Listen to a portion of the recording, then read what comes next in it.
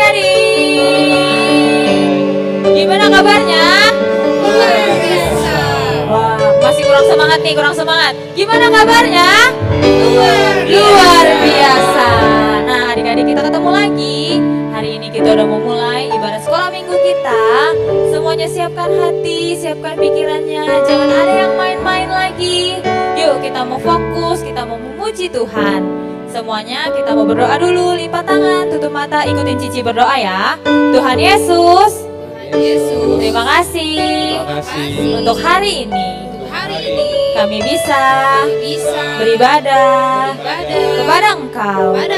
Kau berkati setiap kami supaya apa yang kami naikkan hanya untuk kemuliaan namamu. Kami siap memuji-muji Engkau. Di dalam nama Tuhan Yesus kami sudah berdoa. Haleluya. Amin. Pasukan Kristus siap. Yes, yes, yes. Tangan kanan, tangan kiri. Tangan kanan, tangan kiri mempunyai jari. Diluruskan, dibengkokkan, putar ke belakang. Kaki kanan, kaki kiri mempunyai jari. Diluruskan, dibengkokkan, putar ke belakang. Lompat, lompat depan, lompat depan, jalan setangan kanan. Tangan kanan, tangan kiri mempunyai jari. Diluruskan, dibengkokkan, putar ke belakang. Kaki kanan, kaki kiri mempunyai jari. Diluruskan, dibengkokkan, putar ke belakang. Lompat depan, lompat depan, jalan, jalan. Jalan serta Yesus, jalan sertanya setiap hari. Jalan serta Yesus, serta Yesus. Tangan kanan, tangan kiri. Tangan kanan, tangan kiri mempunyai jari. Diluruskan, dibengkokkan, putar ke belakang. Kaki kanan, kaki kiri mempunyai jari. Diluruskan, dibengkokkan, putar ke belakang. Lompat, lompat depan, lompat kiri, lompat kiri, lompat kanan, lompat depan, lompat belakang. Jalan serta Yesus, jalan, jalan serta Yesus, jalan sertanya setiap hari. Jalan serta Yesus, serta Yesus. Jalan dalam suka, jalan dalam suka, jalan dalam duka. Jalan sertanya setiap hari. Jalan dalam suka, jalan dalam duka, serta Yesus selamanya. Tanganku ke depan, tanganku ke belakang, tanganku ke samping, dan digoyang-goyang, dan digoyang-goyang, sambil bertepuk tangan, sambil bertepuk tangan, memuji kakiku.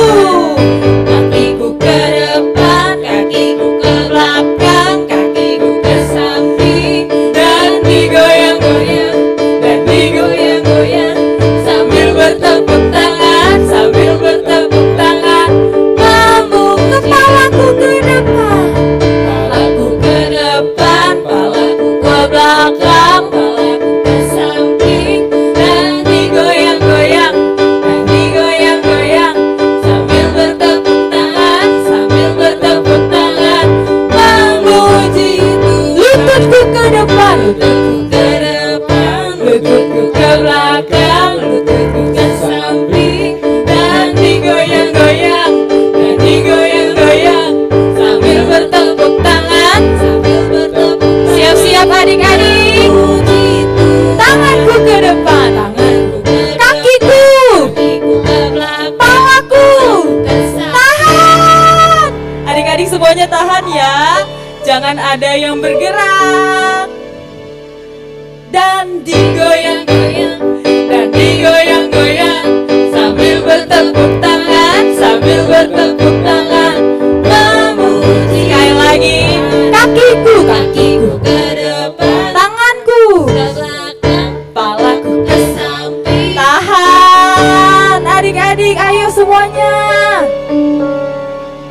Ayo nanti aku telepon mama papa ya.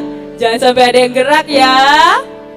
Dan digoyang-goyang, dan digoyang-goyang, sambil bertepuk tangan, sambil bertepuk tangan, memuji Tuhan. Lututku ke depan, lututku ke belakang, lututku. Tahan semuanya.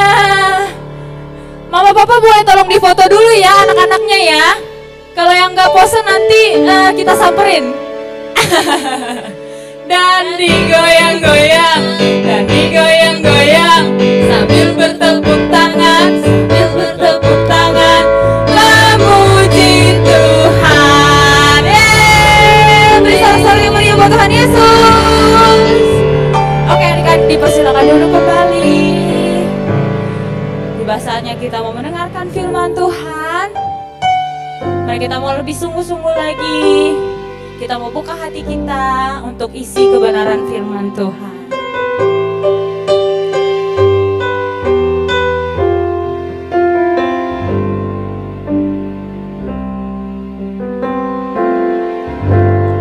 Ku buka hatiku untuk firman-Mu. Ku ingin menjadi seperti Yesus. Berfirmanlah Tuhan, ku mau mendengar dan melakukannya setiap hari. Roh Kudus yang manis, tolong aku menuruti firman Tuhan. Roh Kudus yang manis, jadikanku anak Tuhan yang manis. Mari kita katakan pujian ini dari awal. Ku buka hatiku, ku buka hatiku untuk firman-Mu. Ku ingin menjadi seperti Yesus. Berfirmanlah Tuhan, ku mau mendengar dan melakukannya setiap hari. Roh Kudus yang manis, tolong aku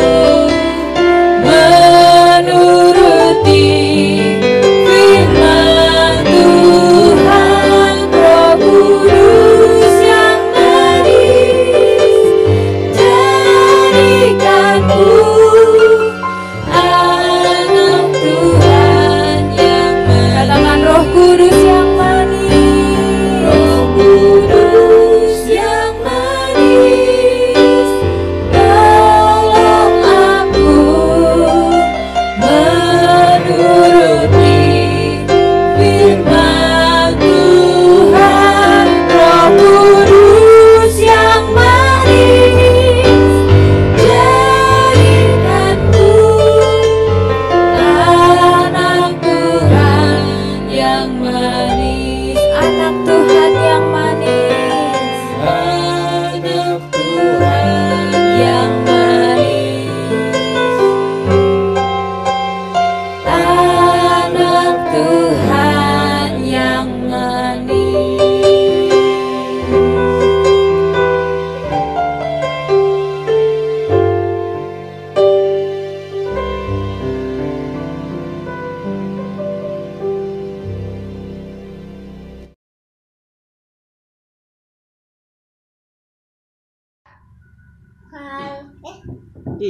Kau badannya besar, tapi aneh kakinya pendek.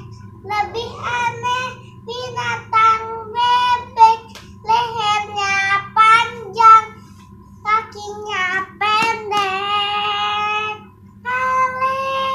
Haleluya.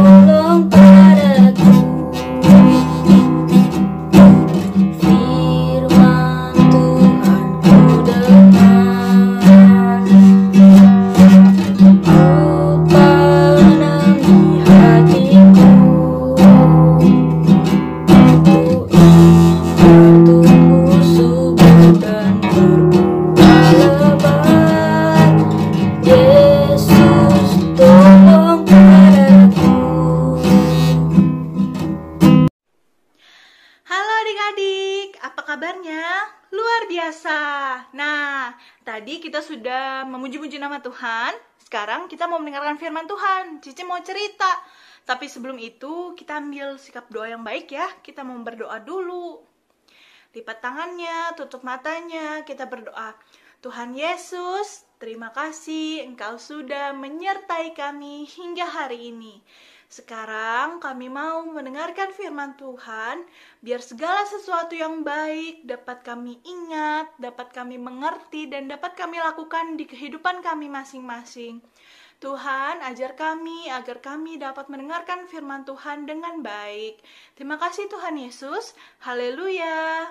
Amin. Oke, balik lagi sama Cici Sasa di sini. Hari ini Cici mau cerita sesuatu hal. Tapi sebelum itu, Cici mau tanya, Kamis kemarin ada yang datang ke gereja nggak ikut ibadah? Atau ada yang ibadah di rumah, di YouTube sama mama papanya? Tapi kenapa ya hari Kamis kita ibadah? Bukannya ibadah itu hari Minggu? Benar, Kamis kemarin itu adalah hari kenaikan Tuhan Yesus. Kita memperingati hari kenaikan Tuhan Yesus. Tapi, Cici, adik-adik di sini ada yang tahu nggak sih kenapa Tuhan Yesus naik lagi ke surga? Kenapa nggak di bumi aja? Ada yang udah tahu kenapa? Hari ini Cici mau cerita kenapa sih Tuhan Yesus itu harus pergi ke surga, harus naik ke surga, ya kan? Oke, hari ini Cici akan banyak buka Alkitab, baca ayat, jadi bukan dengerin doang, kita juga harus membaca. Siapin Alkitabnya masing-masing ya. Cici kasih waktu deh, atau kalau Alkitabnya jauh, boleh di-pause dulu videonya, nanti kita lanjutin lagi setelah Alkitabnya udah ada. Ayo semuanya siapin Alkitabnya. Oh, nanti Cici minta deh sama Cici editor yang cantik buat nambahin ayatnya di layar. Biar kalian juga gampang ikutinnya, oke? Oke, siap semua Alkitabnya ya? Oke, Cici mau cerita. Jadi, waktu itu Tuhan Yesus bangkit ya setelah disalib. Nah, setelah 40 hari, Tuhan Yesus itu mau naik adik-adik ke surga. Tapi sebelum itu dia meninggalkan amanat penting dulu, amanat agung namanya. Tapi Cici, amanat agung tuh apa sih? Amanat agung itu tugas penting Tuhan Yesus tinggalin buat kita semua, buat murid-muridnya. Amanat agungnya apa sih? Ada yang udah tahu belum? Kita baca sama-sama ya. Kita buka Alkitabnya di Matius 28 ayat 19 sampai 20. Matius 28 ayat 19 sampai 20. Ceding. Semoga ditambahin di atas ya. Tapi kita bisa baca dari Alkitab masing-masing ya. Oke. Cici bacain ya. 1, 2, 3 Matius 28 ayat 19 sampai 20. Karena itu pergilah, jadikanlah semua bangsa muridku, dan baptislah mereka dalam nama Bapa dan Anak dan Roh Kudus, dan ajarlah mereka melakukan segala sesuatu yang telah kuperintahkan kepadamu, dan ketahuilah, aku menyertai kamu senantiasa sampai kepada akhir zaman. Tuhan Yesus bilang, pergilah, jadikanlah semua bangsa muridku. Wow, itu artinya bukan cuma murid-muridnya Tuhan doang yang disuruh, tapi kita juga. Kita kan juga murid Tuhan, ya kan? Tuhan Yesus bilang, pergilah, jadikan seluruh bangsa muridku. Itu tugas penting sebelum Tuhan Yesus naik ke surga, adik-adik. Dia meninggalkan amanat agung, tugas penting untuk kita. Nah, selanjutnya Cici mau cerita, tapi kenapa Tuhan Yesus harus pergi ke surga? Kenapa ya? Kita baca ya alasannya di Yohanes 14 ayat 1 sampai 3. Ayo buka Alkitabnya, jangan males. Yohanes 14 ayat 1 sampai 3. Cici juga buka Yohanes 14 ayat 1 sampai 3. Oke, ini alasan kenapa Tuhan Yesus harus pergi ke surga. Oke, Cici bacain ya.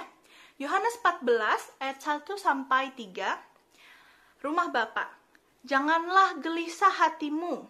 Percayalah kepada Allah, percayalah juga kepadaku. Di rumah Bapakku banyak tempat tinggal. Jika tidak demikian, tentu aku mengatakannya kepadamu.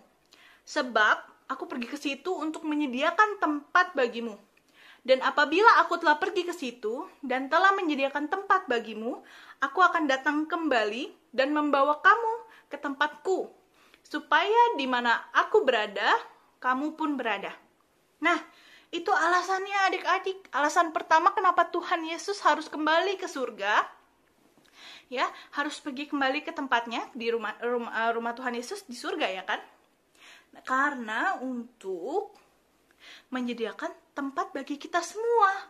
Nah, nanti apabila aku telah pergi ke situ dan menyediakan tempat bagimu, aku akan datang kembali dan membawamu ke tempatku. Jadi alasannya kenapa Tuhan Yesus harus pergi ke surga setelah dia melakukan tugasnya di dunia, di bumi, yaitu menebus dosa kita. Setelah melakukan tugasnya, dia harus kembali ke surga untuk menyediakan tempat bagi aku, kamu, dan semuanya. Nah, itu alasan kenapa Tuhan Yesus harus pergi ke surga. Nah, ada lagi alasan kedua adik-adik kenapa Tuhan Yesus harus pergi ke surga setelah menembus dosa kita. Yang kedua adalah di Yohanes 16 ayat 7-8. Ayo kita buka sama-sama Yohanes 16 ayat 7-8. Siap? Cece bacain ya. Namun benar yang kukatakan ini kepadamu adalah lebih berguna bagi kamu jika aku pergi.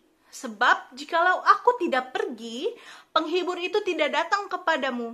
Tetapi jikalau aku pergi, aku akan mengutus dia kepadamu. Dan kalau ia datang, ia akan menginsafkan dunia akan dosa, kebenaran, dan penghakiman. Oke, itu dia. Alasan yang kedua kenapa Tuhan Yesus harus pergi ke surga, naik ke surga setelah menebus dosa kita, adalah Tuhan Yesus, jikalau Tuhan Yesus tidak pergi, penghibur itu tidak akan datang kepadamu. Adik-adik udah tahu belum sih apa maksudnya Tuhan Yesus bilang di situ penghibur itu tidak akan datang kepadamu? Maksudnya penghibur itu siapa sih? Benar, kalau yang jawab Roh Kudus benar. Nah, Cici mau kasih tahu. Kenapa Roh Kudus ya? Kita baca di Kisah Para Rasul 1 ayat 8. Kisah Para Rasul 1 ayat 8. Di sini dikasih tahu kenapa Roh Kudus diturunkan kepada kita ya. Oke, Cece bacain Kisah Para Rasul 1 ayat 8. Tetapi kamu akan menerima kuasa kalau Roh Kudus turun ke atas kamu dan kamu menjadi saksiku. Dan kamu akan menjadi saksiku di Yerusalem dan di seluruh Yudea dan Samaria dan sampai ke ujung bumi. Ya, jadi Tuhan Yesus turun ke atas kita itu untuk melindungi kita, membantu kita. Karena kita punya tugas penting adik-adik. Apa tadi yang pertama? Tugas penting yang Tuhan Yesus kasih ke kita adalah jadikanlah seluruh bangsa muridku. Nah, untuk kita dapat menjadikan seluruh bangsa muridku, muridnya Tuhan maksudnya. Nah, itu kita perlu Roh Kudus, perlu rindungan Roh Kudus, ya kan?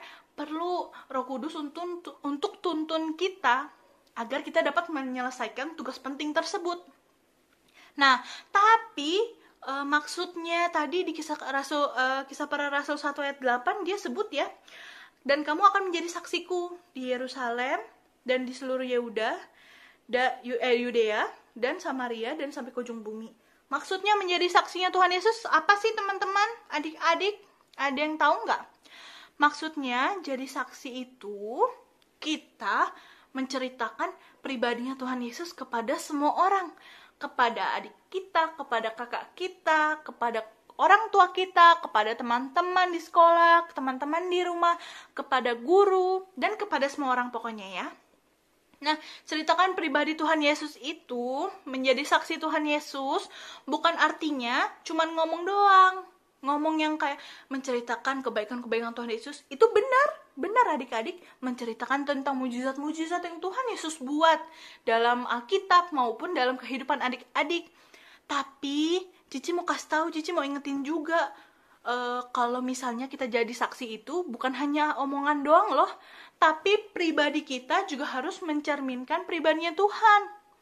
Supaya jadinya nanti kalau misalnya orang lihat kehidupan kita, orang lihat diri kita, oh dia anak Tuhan, dia murid Tuhan, makanya pribadinya baik seperti itu. Oh dia sering ke gereja, makanya dia baik. Nah, itu termasuk menjadi saksinya Tuhan Yesus, adik-adik. Kita menjalankan tugas amanat agung, tugas penting yang Tuhan Yesus sampaikan sebelum dia naik ke surga. Nah, Cici mau ajarin apa aja sih itu yang kita bisa contoh dalam kehidupan kita itu, yang harus kita lakukan apa aja, ya, untuk menjadi saksinya Tuhan. Yang pertama adalah kita harus tenang dan sabar, jadi pribadi yang tenang. Jangan dikit-dikit ada yang gangguin, dikit-dikit ada yang mau gangguin, marah-marah. Jangan ya adik-adik. Cici tahu pasti susah, ya kan? Cici juga masih belajar. Jadi kalau ada yang gangguin, ada yang buat kita nggak suka, ada yang buat kita kesel, ingat, kita harus jadi pribadi yang mencerminkan pribadinya Tuhan Yesus, yaitu tenang dan sabar. Tanamin di otak. Kalau kita udah mau marah sama orang, kita harus jadi tenang dan sabar untuk kita dapat melakukan tugas penting yang Tuhan Yesus kasih buat kita, ya.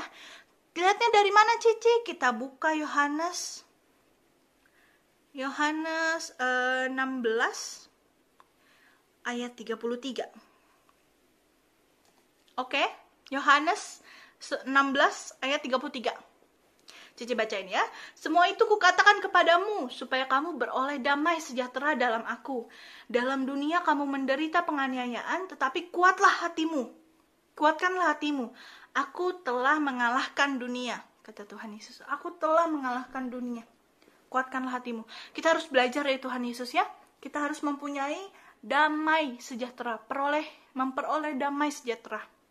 Oke, jadi kalau ada yang mulai ganggu-ganggu kita, ada yang membuat perasaan kita nggak senang, suasana membuat kita, mendorong kita untuk kita marah, untuk kita nggak suka sama orang, tapi kita harus ingat, kita harus damai dan sabar. Tenang dan sabar, itu yang pertama, tenang dan sabar. Oke, yang kedua, kita mau belajar supaya kita bisa menjadi pribadi yang mencerminkan Tuhan Yesus. Itu yang kedua adalah rajin, adik-adik rajin. Kita buka Kolose 3 ayat 23. Harus rajin ya. Kalau kita harus rajin berarti kita rajin buka firman Tuhan. Oke, buka Alkitabnya. Jangan di skip. Oke. Kolose 3 ayat 23. Cece bacain. Apapun juga yang kamu perbuatlah dengan segenap hatimu, seperti untuk Tuhan dan bukan untuk manusia. Oke, kita harus rajin. Apa sih maksudnya, Cece? Apa nyambungnya sama ayat hafalan sama ayat ini? Nyambungnya adalah apapun yang kamu perbuatlah dengan segenap hatimu, seperti untuk Tuhan, bukan untuk manusia. Kalau kita apapun tugas yang kita dikasih, adik-adik, PR, sekarang kan lagi online ya. Kalau PR nggak ada pekerjaan sekolah, tapi ada tugas ya.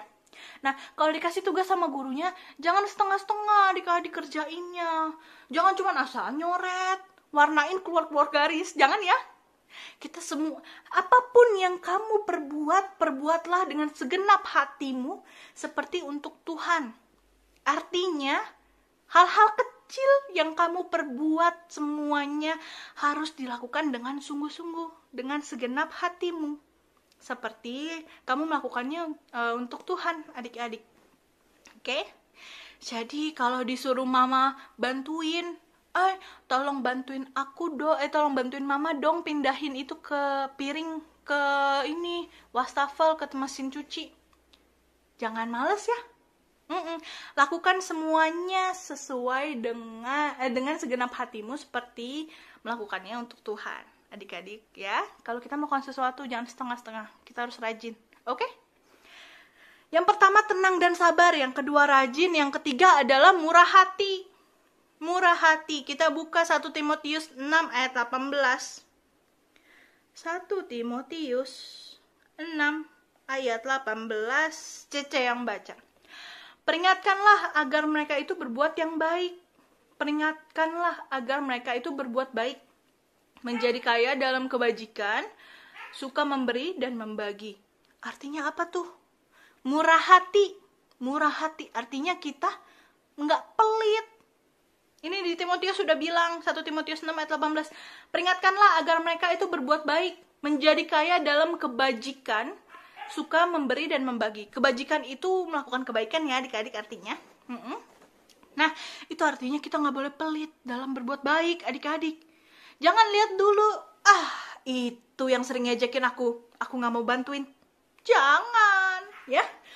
Itu kemarin dia pinjem pensil, aku nggak dibalikin, aku nggak mau pinjemin lagi. Jangan, ya.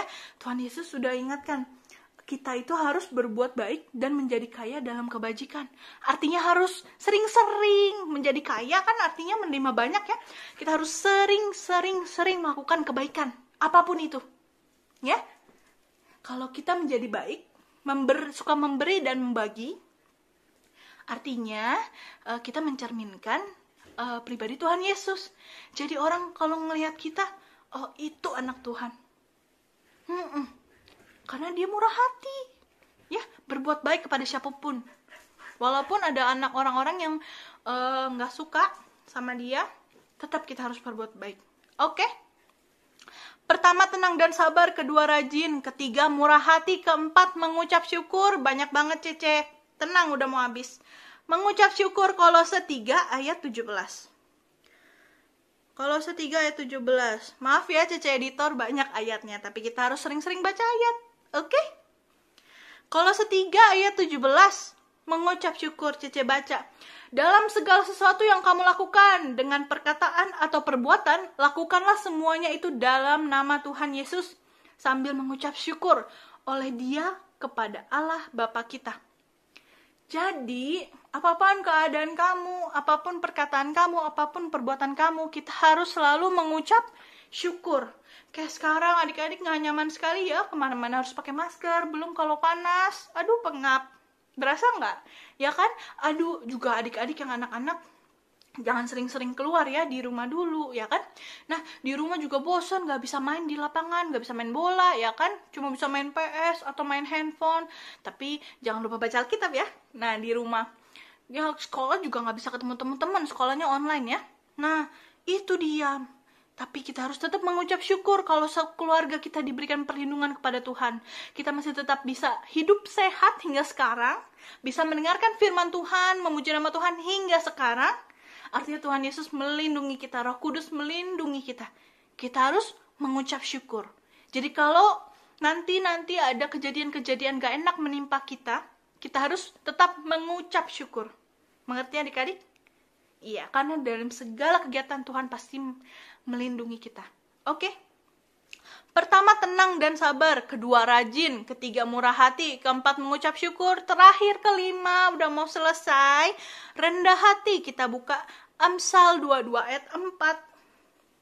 Panjang sekali hari ini, saya minta maaf ya. Cece minta maaf. Amsal 22 ayat 4. Oke, Amsal 22 ayat 4 Cece baca. Ganjaran kerendahan hati dan takut akan Tuhan adalah kekayaan, kehormatan, dan kehidupan. Wow! Ganjaran tahu ya adik-adik, kayak bayaran, kayak balasan. Ganjaran kerendahan hati dan takut akan Tuhan adalah kekayaan, kehormatan, dan kehidupan. Wow! Ya, jadi balasan dari orang-orang yang rendah hati itu adik-adik. Kekayaan, kehormatan, dan kehidupan. Tahu nggak sih artinya rendah hati apaan? Jangan sombong, bener, ya. Jangan sombong. Adik-adik tahu nggak sih Tuhan Yesus itu membasuh kaki? Tahu nggak? Ntar lain kali ya, di lain kesempatan Cece cerita. Tuhan Yesus itu membasuh kaki seorang raja, anak raja Allah Bapa, membasuh kaki orang. Itu Tuhan Yesus mau kasih contoh adik-adik. Kalau misalnya raja aja membasuh kaki, apalagi kita, jangan sombong. Tuhan Yesus ngajarin sendiri, dia melakukannya sendiri. Harus jadi cerminan buat kita. Ngerti ya, kita anak-anak Tuhan, kita harus mencerminkan pribadi Tuhan Yesus. Salah satunya adalah rendah hati. Kita nggak boleh sombong, kita bukan siapa-siapa. Cece tahu kita anak Tuhan, tapi kita nggak boleh sombong di atas status itu adik-adik ya. Mengerti ya? Sombongnya bukan masalah sombong yang seperti itu, tapi sombong yang ke arah yang negatif ya. Kalau kita itu sesama saudara, masing-masing saudara. Ketemu teman itu saudara kita. Ya, jadi nggak boleh ada perasaan lebih tinggi dibanding yang lainnya. Oke? Itu dia. Karena ganjarannya, balasannya adalah kekayaan, kehormatan, dan kehidupan. Ya, rendah hati. Oke, jadi Cece mau ulang. Yang tadi kita bahas, gimana kita jadi saksinya Tuhan. Selain kita menceritakan segala sesuatu mukjizat, kebaikan yang Tuhan berikan kepada kita, ataupun yang ada diceritai dari Alkitab, kita harus mencerminkan, pribadi kita harus mencerminkan pribadi Tuhan Yesus. Agar orang-orang melihat, oh, jadi ini Tuhannya. Karena anaknya baik, muridnya baik, anak Tuhan Yesus baik. Maka gurunya, maka Tuhannya pun baik. Itu ya, kita harus mencerminkan. Nah, kenaikan Tuhan Yesus meninggalkan satu tugas penting untuk menjadi saksi bagi seluruh bangsa. Jadikan seluruh bangsa muridku. Ya, kita harus bersaksi bukan hanya dengan mulut, tapi dengan tindakan kita. Nah, tindakan yang Cece ajarin ada 5. Apalin adik-adik kalau bisa ya. Tenang dan sabar, rajin, murah hati, mengucap syukur, dan rendah hati. Tiding, tolong ya, Cici editor. Tenang dan sabar, rajin, murah hati, mengucap syukur, dan rendah hati. Jangan dilupain adik-adik. Ya, kita belajar, nggak bisa satu malam langsung berubah trading, tiba-tiba jadi semuanya ada dalam hidup kita, diri kita. Enggak, ya, kita harus belajar, pelan-pelan, sedikit nggak apa-apa. Sampai sekarang juga Cici masih belajar terus ingetin. Ya, kita harus belajar. Seluruh kehidupan kita belajar pelan-pelan, nggak ada yang instan adik-adik, oke? Jadi kalau kamu masih melakukan kesalahan, nggak apa-apa, yang penting setiap hari ada penambahan, ada perubahan yang baik, oke? Oke, kalau orang lihat kita bersikap baik, maka itu termasuk menjadi saksi Tuhan.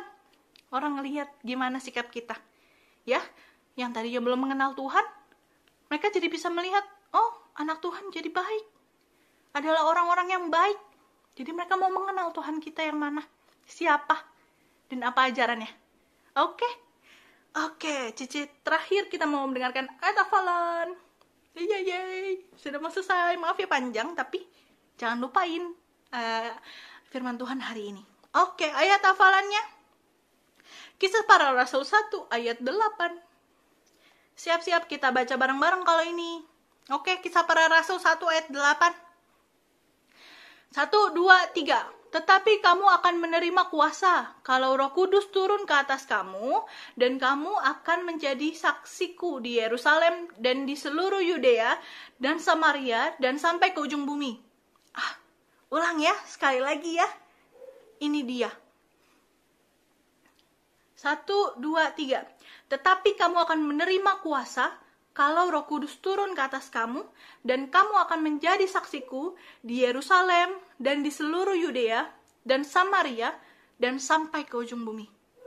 Adik-adik, kita mau ya jadi saksi-saksinya Tuhan Yesus, melaksanakan amanat agung, tugas penting yang Tuhan kasih kepada kita. Karena Tuhan janji akan ngajak kita di atas rumahnya sama Allah Bapa. Ya, Dia nyiapin rumahnya di atas. Makanya kita harus melayani, harus bersikap seperti apa yang Cece ceritakan tadi, yang Cece ajarkan. Dan jangan lupa kita bersaksi juga. Oke, sampai di sini cerita Cece hari ini. Jangan lupa kita harus belajar terus, baca Alkitab terus. Jangan cuman hari Minggu. Kalau bisa setiap hari kita baca Alkitab, oke? Oke, sebelum tutup, kita mau berdoa dulu. Lipat tangannya, tutup matanya, kita ambil sikap doa yang baik. Tuhan Yesus, terima kasih kami sudah mendengarkan firman-Mu, Tuhan. Biar segala sesuatu yang baik kami mengerti, kami ingat, dan dapat kami lakukan, Tuhan, dalam kehidupan kami. Tuhan, ajar kami untuk menjadi pribadi seperti-Mu, Tuhan. Untuk menjadi cerminan pribadi-Mu, Tuhan. Agar orang lain dapat melihat bahwa anak Tuhan adalah anak yang baik. Dan kami dapat melakukan tugas penting yang Tuhan berikan, yaitu adalah menjadi saksi-saksinya Tuhan, sehingga seluruh dunia dapat menjadi murid-Mu, Yesus. Tuhan, terima kasih kalau misalnya Tuhan sudah naik ke surga, dan di surga Tuhan menyediakan tempat-tempat untuk kami, Tuhan. Dan terima kasih Tuhan bahwa Roh Kudus sudah ada untuk kami hadir di tengah-tengah kami, Tuhan, untuk menjadi perlindungan kami dan menuntun kami. Terima kasih Tuhan Yesus, kami mau menjalani kehidupan kami dengan lebih baik, lebih tenang dan sabar. Kami mau rajin, mau murah hati Tuhan. Kami mau mengucap syukur dan kami mau menjadi orang yang rendah hatinya Tuhan. Tuhan terus ajar kami, Tuhan terus ajar kami agar kami bisa menjadi seperti-Mu Bapa. Terima kasih Tuhan Yesus, Tuhan tolong lindungi kami sampai ketemu lagi kami di minggu depan Tuhan. Sekarang banyak sekali penyakit-penyakit Tuhan, COVID-19, tapi kami percaya Tuhan yang lindungi kami, Tuhan yang sertai kami. Roh Kudus lindungi kami, sehingga tidak ada satupun virus-virus yang dapat merusak kami, dapat memberikan kami penyakit Tuhan. Terima kasih Bapa, terima kasih Yesus, terima kasih Roh Kudus. Kami sudah berdoa dan mengucap syukur. Haleluya, amin. Oke adik-adik, jangan lupa dibaca Alkitabnya. Sampai jumpa minggu depan.